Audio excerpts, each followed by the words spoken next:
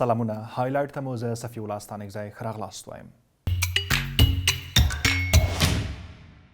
په افغانستان کې د پولیو 4 نوې پیښې ثبت شوي دي. د روغتیا نړیوال سازمان پرون راپور ورکړ چې د پولیو 2 مثبتې پیښې په هرات، یوه په پکتیکا او یوه هم په کندهار کې ثبت شوي. په دې ترتیب په روان میلادي کال کې په افغانستان کې د پولیو د مثبتو پیښو شمیر 19 ته ورسید. افغانستان او پاکستان د نړۍ یوازیني هیوادونه دي چې د ماشومانو د ګزاڼ یا پولیو ناروغي لا پکې له منځه نه ده وړل شوې. په پاکستان کې هم سږ کال د پولیو 3 مثبتې پیښې ثبت شوي دي.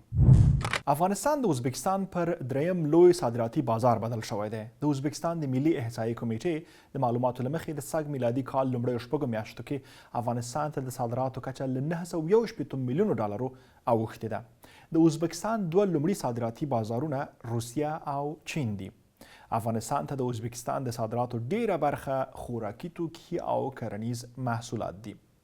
افغانستان هم ازبکستان ته تر ډیره تازه وچې میوې، پنبه، سکاره او غالۍ صادروي. اوکراین نن د خپلواکۍ 15مه کلیزه لمانځي او ترڅنګ یې کیف د ارادې لرونکو هیوادونو د ائتلاف کوربه دی. د خپلواکۍ د جشن په پیل کې ولودیمیر زیلنسکي او میرمنې د وژل شوو اوکرایني سرتیرو څلي ته د درناوي په پار د ګلو ګېډۍ کېښودې. اخوا د ارادې لرونکو هیوادونو ائتلاف نن سرمشریزه جوړوي. دغه ائتلاف چې پاریس او لندن یې مشري کوي شاوخوا 40 هیوادونه پکې شامل دي او تمه ده په خپلې غونډه کې پر روسیې د فشار راوړلو او دغه هیواد د یرغل د درولو لارې چارې وڅیړي.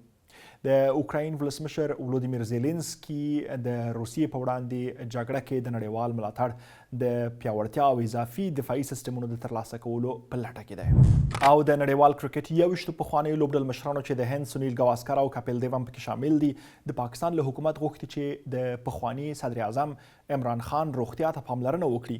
دوی په خپل لیک کې غوښتي چې د سترې محکمې لخوا ټاکل شوي طبي پلاوي ته اجازه ورکړل شي چې د عمران خان د روغتیا بشپړه او خپلواکه ارزونه وکړي او د خان کورنۍ له خنډ او ځنډ پرته د هغه لیدو ته پرېږدي. 72 کلن عمران خان له 2023 کال راهیسې په زندان کې دی.